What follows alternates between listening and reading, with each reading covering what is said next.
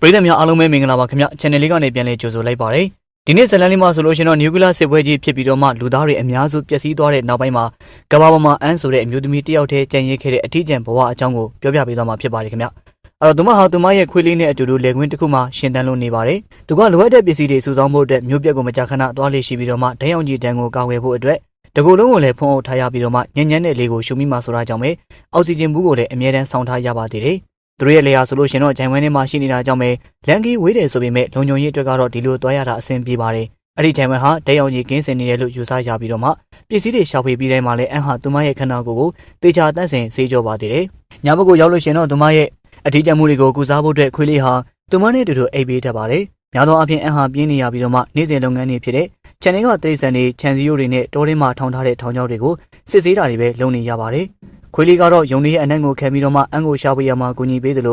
ိုဒီနေ့မှာတော့အန်ကလမ်းပေါ်မှာဆွန့်မြစ်ထားတဲ့ကားတစ်စီးကိုတွေ့လိုက်ရတဲ့အတွက်တုန်လှုပ်သွားခဲ့ပါတယ်အနားကိုသွားပြီးတော့စစ်ဆေးဖို့ကြိုးစားပေမဲ့ခွေးလေးကတော့အနားမှာလူတစ်ယောက်ရှိနေတဲ့အကြောင်းအချက်ပြလိုက်တာကြောင့်ပဲသူတို့တွေဟာမျက်တွေကြားတွေကိုပြေးပြီးတော့ပုံငယ်ကြပါတယ်ဒီကမှာတော့ကာဝေးဝစ်စုံဝစ်ထားတဲ့ကျွန်ဟာသူ့ရဲ့လဲကိုယူလာခဲ့ပြီးတော့ခရီးဆက်သွားတာကိုအန်ကလှမ်းပြီးတော့ကျင်းနေပါတယ်နောက်ထပ်ရှင်သန်နေသူတစ်ယောက်ရှိနေသေးတယ်ဆိုတာသိလိုက်ရတော့တိတ်တဆိတ်ပဲသူ့ရဲ့နောက်ကိုလိုက်သွားခဲ့ပါတယ်အဲဒီလူကတော့ကရိယာတစ်ခုသုံးပြီးတော့ဒီနေရာဟာဒေယုံကြီးကင်းစင်တဲ့အကြောင်းအတည်ပြုပြီးတဲ့နောက်မှာအုတ်ထုပ်ကိုချွတ်ပြီးလက်ဆက်တဲ့လေးကိုရှူရှိုက်လိုက်ပါတယ်ကျွန်ဟာသူ့ရဲ့ဝစ်စုံကိုပါချွတ်ချလိုက်ပြီးတော့ဆိတ်လို့ရှားစွာအော်ဟစ်နေတာကိုအန်ကစောင့်ကြည့်နေပါတယ်အန်ထွက်လာတဲ့အခါမှာတော့ကျွန်ဟာရေတံခွန်အောက်မှာရေချိုးနေတာတွေ့ရပြီးအန်ကရေကညဉ့်ညမ်းနေတဲ့အကြောင်းပြောဖို့အတွက်အလင်းစလိုပြေးသွားခဲ့ပေမဲ့သူမရဲ့လက်ထဲမှာအမဲလိုက်တဲ့နဲ့ကင်ထားတဲ့အခါမှာကျွန်ကသူ့ကိုချင်းချောင်းနေတယ်လို့ထင်သွားပါတယ်ကျွန်ကလည်းသူ့ရဲ့တနက်နဲ့အန်ကိုပြန်ချင်းပြီးကျန်တဲ့လူတွေဘယ်မှာလဲလို့မင်းရင်းနဲ့လေထဲကိုပြစ်ဖောက်လိုက်ပါတယ်အန်ကလက်တစ်ဖက်မြောက်ပြပြီးတော့ရေကညဉ့်ညမ်းနေတဲ့အကြောင်းသတိပေးလိုက်တော့ကျွန်ဟာအရန်ကိုကြောက်လန့်သွားပြီးသူ့ရဲ့လဲစီကိုအမြန်ပြေးပြီးတော့ကိရိယာနဲ့စစ်ဆေးကြည့်လိုက်ပါတယ်တကယ်ပဲသူဟာတဲရောင်ကြီးတင်နေတဲ့ရင်နဲ့ချိုးခဲမိမှန်းသိလိုက်ရတော့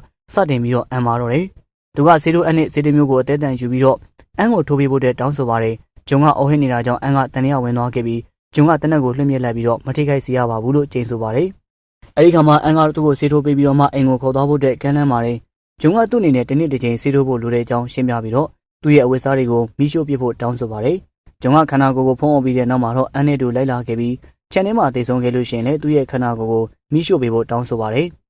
အန်ကဂျုံကိုတန်ရှင်းတဲ့ရင်နဲ့တေချာပုတ်တိုက်ဆေးကြောပေးခဲ့ပြီးတဲ့နောက်မှာတော့ဂျုံကလက်မလျှောက်နိုင်တော့တဲ့အတွက်အန်ကသူ့ကိုဂရင်မော်ထီကိုဆွဲတင်ပေးရပါတော့တယ်နောက်နေ့မနေ့မှာအန်ကဂျုံရဲ့လဲစီကိုပြန်သွားပြီးတော့ပစ္စည်းတွေယူလာသလိုအဲ့ဒီထဲမှာအမျိုးသမီးတယောက်နဲ့ရိုက်ထားတဲ့ဂျုံရဲ့တပ်ပုံတွေလည်းပါပါတယ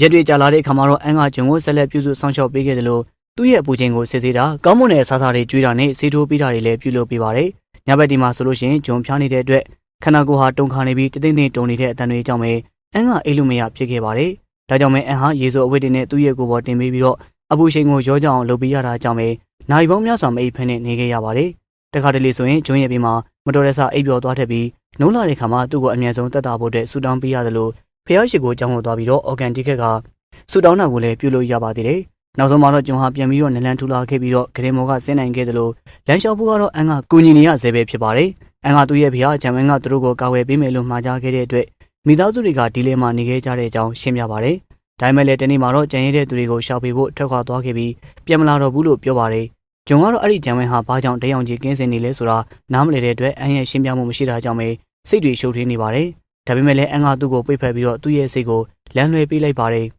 ်နောက်နေ့မနေ့ကိုရောက်တဲ့ခါမှာတော့အန်ကအပင်တွေကိုလက်နဲ့ဂယူးတစိုက်ပြုစုနေတာကိုဂျုံကတွေ့ရပါတယ်ဂျုံကစာကြည့်တဲ့တွေကစာပြည့်စာအုပ်တွေကိုဖတ်ရှုနေပြီးအဲဒီနောက်မှာအားနေနေပေမဲ့လည်းအန်ရဲ့နာကိုချင်းခဲ့ပါတယ်အန်ကသူ့ကိုထွန်ဆက်ကိုသုံးလို့မရဘူးတက်စီကုန်နေတယ်တက်စီပန်တွေကလည်းမိမလာလို့သုံးလို့မရဘူးလို့ပြောပါတယ်ဂျုံကတော့ပန်တွေကိုလက်နဲ့ဘယ်လိုလဲပေးရမလဲဆိုတာရှင်းပြပေးလိုက်ပြီးအဲဒီတော့အန်ကတက်စီဆိုင်ကြီးကိုပြေးလွှားသွားပြီးတော့တက်စီရတဲ့ခါမှာစိတ်လှုပ်ရှားပြီးတော့ပျော်ရွှင်နေပါတော့တယ်ဂျုံကတော့အိမ်ကနေသူ့ရဲ့တနက်မမြောင်းတဲ့အန်ကိုအဝေးကနေကြည့်နေပါတယ်ခဏကြာတော့အန်ကထွန်ဆန်းတဲ့စိုက်ခင်းတွေကိုပျော်ပျော်ရွှင်ရွှင်ထုံရဲလို့နေပြီးခွေးလေးကလည်းသူ့ရဲ့နောက်ကနေစိတ်အားထက်သန်စွာလိုက်လွန်နေပါတယ်အဲဒီညမှာညသာစားတဲ့အခါမှာဂျုံကအန်ဆူတောင်းတာတွေကိုငြိမ်ပြီးတော့ကြည့်နေပါတယ်ပြီးတော့သူဟာစစ်ပွဲဖြစ်သွားတဲ့အချိန်တုန်းကအစိုးရရဲ့မြေရောက်ခန်းတဲ့တစ်ခုမှာသူ့ဒေဒီဖြစ်အလုပ်လုပ်နေကြတာကြောင့်ပဲအသက်ရှင်နေတာဖြစ်တဲ့အကြောင်းပြောပါတယ်နောက်ပိုင်းမှာတော့သူကပိတ်မိနေတယ်လို့ခံစားရတဲ့အတွက်ခန်းထဲကနေထွက်လာခဲ့ပြီးတကယ်ဘဝကိုပြန်လို့ကျင်ခဲ့တယ်လို့ဆိုပါတယ်အန်ကဓာတ်ပုံတွေကသူ့ရဲ့ဇနီးကိုလိုက်ရှာနေရလားလို့မေးတဲ့အခါမှာတော့အဲ့ဒီမျိုးသမီးကသူ့ရဲ့ဇနီးမဟုတ်တဲ့အကြောင်းပြန်ပြီးတော့ဖြေပါတယ်ညအိတ်တဲ့ချိန်ရောက်တဲ့အခါမှာအန်ကသူ့ရဲ့အခန်းထဲကိုတမင်တကာဖွင့်ထားခဲ့ပါတယ်ဂျုံကသူမရဲ့ခြေထောက်ပလာကိုတတိထားမိပေမဲ့သူ့ရဲ့အခန်းထဲကိုပဲဝင်သွားခဲ့ပါတယ်နောက်နေ့မှာတော့သူတို့နှစ်ယောက်ရေကန်မှာငားများကြပြီးအန်ကရေကူးပါတယ်ဂျုံကတော့ရေကူးနေတဲ့အန်ကိုကြည့်ရင်းနဲ့သူတို့နှစ်ယောက်အကြည့်တွေအလဲလဲလှုပ်ခဲ့ကြပြီး ပြီးတော့ငါးတွေကိုလည်းအတူတူချက်ပြုတ်စားကြပါတယ်။အန်ကတော့ဒီရေကန်ဟာမြေအောက်ရေတွင်းနဲ့ရေရင်းမြစ်တစ်ခုဖြစ်တဲ့အကြောင်းရှင်းပြပြီးစောင်းနှင်းကိုရောက်လို့ရှိရင်လည်းရေကန်ကရေကခင်းနေပြီးတော့ပြီးခဲ့တဲ့နေ့ကသူ့ရဲ့အိမ်လုံးဂျန်နရေတာပြတ်သွားတာကြောင့်ပဲရှင်သန်မှုတွေဘလောက်ခက်ခဲခဲ့တဲ့အကြောင်းပြောပြပါတယ်။သူရဲ့အိမ်ကိုပြန်ပြီးတော့ရောက်တဲ့အခါမှာတော့ဂျွန်ကဂျန်နရေတာကိုစစ်ဆေးကြည့်ပြီးတော့အင်ဂျင်ကလုံးဝပျက်စီးသွားပြီဖြစ်တဲ့အကြောင်းအတည်ပြုပေးပါတယ်။အန်ကတော့သူ့ရဲ့အပြစ်လို့ထင်နေခဲ့ပေမဲ့ဂျွန်ကတော့ဂျန်နရေတာကအရန်ကိုအိုနေပြီဖြစ်တာကြောင့်ဘလို့ပဲဖြစ်ဖြစ်ပျက်စီးမှာပဲလို့ပြောပါတယ်။အဲဒီခါမှာအန်ကတော့အာလူတွေနဲ့ကျောင်း project လုပ်ခဲ့မှုတဲ့အကြောင်းနောက်ပြန်ပြောဆိုလိုက်တော့ဂျွန်ကအတွေ့တစ်ခုရခဲ့ပါတယ်။သူကရေတကွန်စီကိုသွားပြီးကြည့်လိုက်တဲ့အခါမှာတော့ရေတကွန်ရဲ့အရွယ်စားကိုကြည့်ပြီးတော့ဒီနေရာမှာဂျန်နရေတာရဲ့လိုအပ်တဲ့ရေဘေးတစ်ခုကိုတိစောက်နိုင်တဲ့အကြောင်းအတည်ပြုပါတယ်။ဒါပေမဲ့လည်းအဲ့လိုတိစောက်ဖို့တက်ကတော့တေသားအများကြီးလိုအပ်မှာဖြစ်ပြီးအဲ့ဒါကြောင့်ပဲဂျွန်ဟာဖျားရှိကိုအကြောင်းကိုဖျက်ချဖို့တဲ့စဉ်းစားပါတယ်။ဒီကမှာအန်ကတော့အပြင်းထန်ကန့်ကွက်ပါတယ်။ဘာကြောင့်လဲဆိုတော့အဲ့ဒီအကြောင်းကိုသူ့ရဲ့ဖေကတင်းလွင့်နေတဲ့မှာတရားဟောဖို့စောက်ခဲ့တာဖြစ်ပြီးတော့မှအဲ့ဒီဖျားရှိကိုအကြောင်းကပဲကျန်ဝင်းကိုကောက်ွယ်ပေးထားတာလို့သူမကယုံကြည်နေလို့ပါပဲ။ဂျွန်ကတော့သူ့ရဲ့ဖေဖြစ်စေဖျားသခင်ဖြစ်စေသူတို့တဲ့ပြန်လဲစတင်ဖို့တဲ့ဖျားရှိကိုအကြောင်းကိုချန်ထားခဲ့တာဖြစ်နိုင်တယ်လို့ထောက်ပြပေမဲ့အန်ကတော့လက်မခံပါဘူး။အဲ့ဒီညမှာပဲခွေးလီဟာအကြောင်းတစ်ခုအကြောင်းတကားကိုဇက်တိုက်ဟောင်းနေခဲ့ပါတယ်။နောက်နေ့မနက်ကိုရောက်တဲ့ခါမှာတော့အန်ကပုံမှန်တိုင်းသူ့ရဲ့အလုပ်တွေကိုလုပ်နေပြီးဂျွန်ကစက်တွေကိုပြုပြင်ထိန်းနေပါတယ်။ပြီးတဲ့ခါမှာသူဟာလမ်းမဘေးကဈေးတစ်ခုကိုပစ္စည်းတွေတွားယူပါတယ်။အန်ရောက်လာတဲ့ခါမှာတော့ဂျွန်ဟာအရန်ကိုမူးနေတာတွေ့ရပြီးဂျွန်ကပုံတွေကိုပြစ်ပေါက်ပြီးတော့အန်ဘယ်ပစ္စည်းတွေသုံးကုန်ပြီးဘေးယာရီချန်နာခဲ့တယ်ဆိုတာကိုကြည့်ပြီးတော့သူ့ရဲ့စိတ်ကြိုက်ကိုတီးခဲ့ရပြီလို့ပြောပါတယ်။အဲဒီညမှာပဲအန်ကသူ့ကိုဂရင်မော်ကိုရောက်အောင်ကူညီဖို့တဲ့ကြိုးစားတဲ့ခါမှာဂျွန်ကဒေါသတွေထွက်နေပြီးတော့ငါအချိန်နဲ့ကူညီမလို့ဘူးလို့ပြောပြီးအန်ကိုနေရန်စီကိုတွန်းပြလိုက်ပါတယ်။ကြောက်လန့်သွားခဲ့တဲ့အန်ကတော့သူ့ရဲ့အခန်းထဲကိုပြေးဝင်သွားခဲ့ပြီးနောက်နေ့မှဂျွန်ကကျဲဥတွေကိုလိုက်ရှာပေးမဲ့တလုံးမှမတွေ့ပါဘူး။ပြီးတော့အန်ကိုသူ့ရဲ့ပြုမှုတွေတက်လဲတောင်းပန်ပါတော့တယ်။အန်ကဖျားရှိကိုကြောင့်မှအော်ဂန်တီးဖို့သွားတဲ့အခါမှာသူ့ကိုတစုံတစ်ယောက်ကအဝေးကနေစောင့်ကြည့်နေတယ်ဆိုတာသတိထားမိပေမဲ့သူမထွက်လာတဲ့အခါမှာဘယ်သူမှမရှိတော့တဲ့အတွက်အဲ့ဒါဟာဂျွန်ဖြစ်မယ်လို့ယူဆပြီးတော့အော်ဂန်တီးနေတာကိုနားထောင်ရင်ရပါတယ်လို့သွားပြောပါတယ်။ဒါပေမဲ့လည်းဂျွန်ကတော့ဖျားရှိကိုကြောင့်ရဲ့နာလုံးဝမသွားခဲ့တဲ့အကြောင်းပြောပါတယ်။ညနေပိုင်းရောက်တဲ့အခါမှာတော့သူတို့တွေဝိုင်ကောင်းကောင်းနဲ့ညသာစားသလိုအတူတူလေးကာခဲ့ကြပါသေးတယ်။နောက်ဆုံးမှနိုင်ငံကြပြီမဲ့လည်းအနက်နဲ့မနဲ့ဆိုင်ငင်ချင်းမှာဂျွန်ကရက်တန်းလိုက်ပြီးတော့ညသာအတွက်ကျေးဇူးတင်ပါတယ်လို့ပြောကအခန်းထဲဝင်သွားပါတော့တယ်။မိနစ်နဲ့ငယ်ကြာတဲ့အခါမှာတော့ဂျွန်ကအန်ရဲ့အခန်းကိုလာခဲ့ပြီးအန်ကချက်ချင်းသူ့ရဲ့ဝတ်စုံကိုချွတ်ပစ်လိုက်ပြီးမဲ့ဂျွန်ကတော့သူမကိုပြန်ပြီးတော့ဝေခိုင်းပါတယ်။စင်မကောင်းဖြစ်နေတဲ့အန်ကသူဘာမှတော့လို့လဲလို့မေးတဲ့အခါမှာဂျွန်ကမင်းကိုဆွဲဆောင်မှုရှိပါတယ်။ဒါပေမဲ့လည်းအခြေရေးကိစ္စတွေပို့ပြီးတော့နှက်ဆိုင်သွားလို့ရှင်အရာအလုံးပြောင်းလဲသွားမှာမို့လို့အချိန်ယူဖို့လိုအပ်တယ်လို့အန်ကိုအာမခံပြီးတော့ပြောခဲ့ပါတယ်။နောက်နေ့မနက်မှာတော့အန်ကဂျွန်သာလိုချင်လို့ရှင်ဖျားရှိခိုးအကြောင်းကိုယူနိုင်ပြီလို့ပြောတဲ့အခါမှာဂျွန်ကတော့အန်ကိုထပ်ပြီးတော့စိတ်မပြတ်စေခြင်းတဲ့အတွက်ညှင်းပယ်ခဲ့ပါတယ်။ခဏကြာတဲ့အခါမှာအန်ကသူ့ရဲ့ထောင်းချောက်တွေကိုစစ်ဆေးနေတော့မှ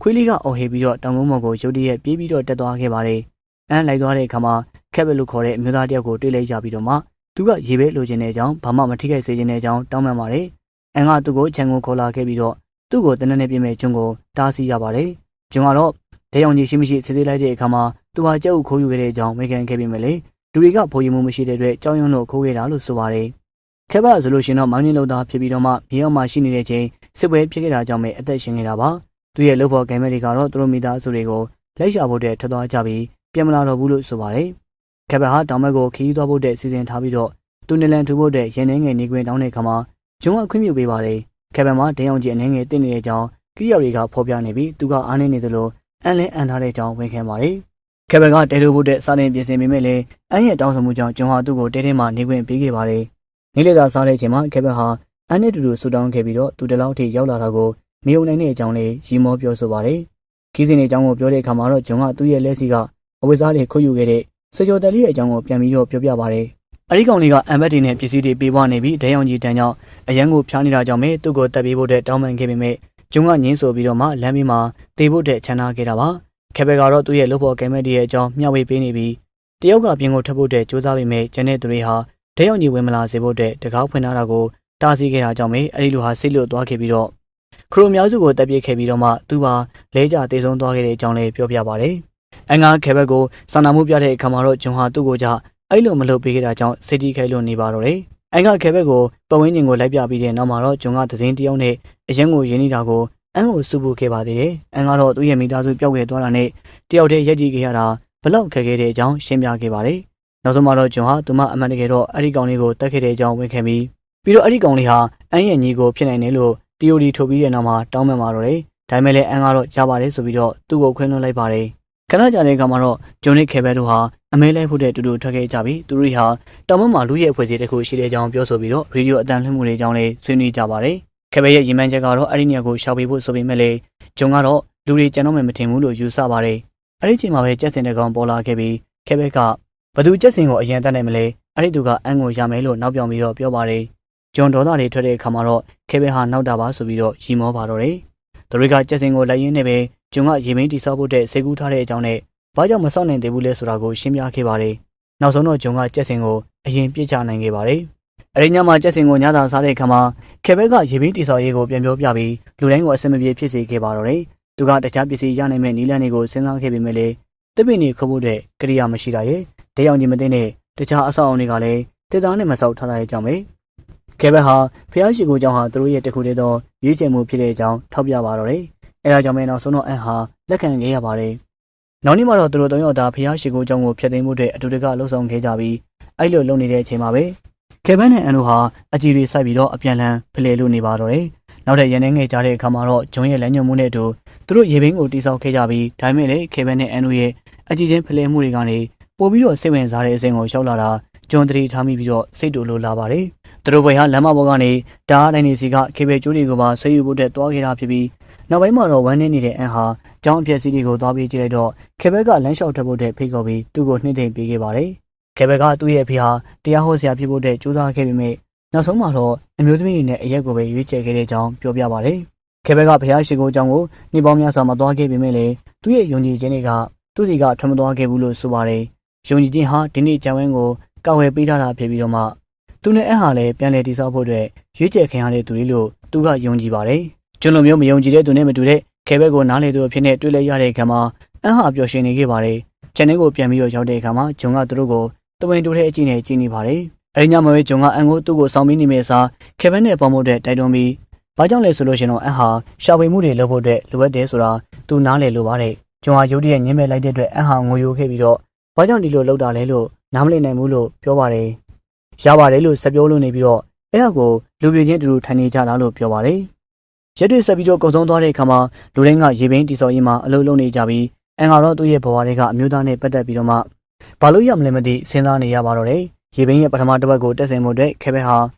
ကာဝေးဝစုံကိုဝစ်ဆင်ပြီးတော့မှညဉ့်ညမ်းတဲ့ရေတွေကိုဆင်းရပါတော့တယ်ဒါကြောင့်သူတို့ရဲ့အလုံးမှာအောင်မြင်မှုကြီးကြီးမားမားရခဲ့တာဖြစ်ပြီးဒီညမှာတော့သူတို့ရဲ့အောင်မြင်မှုကိုတချင်းနဲ့ကြပြကစားခြင်းတွေနဲ့ကျင်းပခဲ့ပါတယ်ပြီးတော့ရေကန်တွေကိုခုံစင်ပြီးတော့ပလင်းရှာတဲ့ဂိမ်းကိုလည်းကစားကြသလိုအန်နဲ့ခေဘဲတို့ကအကြီးချင်းဖလှယ်တာတွေအဖွဲဖွဲတာတွေလုပ်နေကြတဲ့အတွက်ဂျွန်ဟာတတိယလူလိုပဲခံစားနေရပါတော့တယ်ချန်ကိုပြန်လာခဲ့တဲ့လမ်းမှာတော့ဂျွန်ကစိတ်ကြီးခဲ့ပြီးတော့အန်ကိုချစ်တဲ့အကြောင်းဖွင့်ပြောခဲ့ပေမဲ့လည်းအန်ကဘာမှပြန်မပြောခဲ့ပါဘူးအိမ်ရောက်တဲ့အခါမှာအန်ဟာဂျွန်နဲ့အတူတူအိပ်ယာဝင်ခဲ့ပါတယ်ဒါပေမဲ့လည်းဂျွန်ကတော့အရန်ကုန်မူးနေတဲ့အတွက်ချက်ချင်းပဲအိပ်ပျော်သွားခဲ့ပါတယ်ဂျွန်ကိုဆန်းရတာနဲ့သူ့ရဲ့အရက်ပြဿနာကိုဖြေရှင်းတာမောပန်းနေတဲ့အန်ဟာခက်ပဲစီကိုသွားခဲ့ပြီးတော့သူတို့ရေချိုးခန်းထဲမှာရင်းနှီးခဲ့ကြပါတော့တယ်နောက်နေ့မနေ့စားတဲ့အချိန်မှာတော့ခက်ပဲဟာဂျွန်ရဲ့ရှင်မှာအန်ရဲ့ကောင်းကိုညင်သာစွာနဲ့ပို့သက်ပေးနေပြီးအန်ကအဆင်မပြေဖြစ်သွားတဲ့အတွက်စပွဲကနေထွက်သွားခဲ့ပါတယ်အမျိုးသားနှစ်ယောက်ကအန်မပါပဲနဲ့ဆက်လက်အလုပ်လုပ်ဖို့သဘောတူခဲ့ကြပေမဲ့လည်းသူမဘလောက်ထိအထူးခြားဆုံးလဲဆိုတာကိုဆွေးနွေးခဲ့ကြပါတော့တယ်တကယ်တော့ခေဘဲဟာသူပေါ်မလာခဲ့ရင်ကောင်းမယ်လို့ဂျွန်ဆန္ဒရှိနေလားလို့မေးတဲ့အခါမှာတော့ဂျွန်ကညင်းဆိုပြီးခေဘလက်ကြောင့်ပဲရေဘင်းကိုပြင်းမြောက်နိုင်မှာပါလို့ပြောပါတယ်သူကတော့ရီမောပြီးတော့မှဂျွန်ရဲ့စကားကိုမယုံကြည်တဲ့အကြောင်းသူတဝင်းတူနေမှန်းပြောပြနေတဲ့အကြောင်းပြောဆိုပါတယ်အနောက်မှာတော့သူဟာတောင်ဘက်ကလူဖွဲ့စီကိုရှာဖွေမဲ့အစားချန်နင်းမှာပဲနေတော့မယ်လို့ဝန်ခံလိုက်ပါတော့တယ်နေတဲ့ဘက်မှာတော့ခေဘဝိစုံကိုပြန်ဝင်ပြီးဂျွန်ကိုစီမံကိန်းပြင်းမြောက်အောင်ကူညီပေးပါတယ်သူတို့တွေဟာနောက်ဆုံးအပိုင်းတွေကိုဂီယူတစ်နဲ့တက်ဆင်ခဲ့ကြပြီးတော့မကြခင်မှာပဲရေဘင်းကကောင်းမွန်စွာနဲ့အလုပ်လုပ်လာပါတယ်ခဏတာဂုံပြူပဲဆင်နွှဲပြီးတဲ့နောက်မှာတော့ခေဘက်ဟာအပေါ်ကိုပြန်တက်ဖို့စတင်ခဲ့ပြီးရေစုံနေတဲ့ကြောက်တုံးတွေပေါ်မှာကြော်ကျသွားပါတော့တယ်။ကံကောင်းစွာနဲ့ပဲဂျွန်ကကျိုးကိုခက်တင်းလေးဆုပ်ကန်ထားတဲ့အတွက်ကြာမသွားခဲ့တာဖြစ်ပြီးခေဘက်ဟာဘေးကင်းစွာနဲ့အပေါ်ကိုရောက်အောင်တွားနေတဲ့အချိန်ဒုတိယအကြိမ်ထပ်ပြီးတော့ချောကြပြန်ပါတယ်။ဂျွန်ကနောက်ဆုံးစက္ကန့်မှာကျိုးကိုဆွဲထားလိုက်ပြီးမှလည်းလုံးဝမလွတ်မရှက်ရပ်နေခဲ့ပါတော့တယ်။ဘာလို့ရမလဲဆိုတော့ကိုစဉ်းစားရင်းနဲ့ဂျွန်နဲ့ခေဘက်တို့ဟာခက်တီတီပဲစိုက်ကြည့်လို့နေပါတယ်။အချိန်နဲ့ကြာပြီးတဲ့နောက်မှာတော့ဂျွန်ကချန်ကိုပြန်ရောက်လာခဲ့ပြီးအန်ကိုပြီးခဲ့တဲ့ညကကိစ္စအတွက်တောင်းပန်မှုစူးစမ်းနေတဲ့အချိန်မှာဂျွန်ကဖြတ်ပြီးတော့ပြောလိုက်ပါတယ်။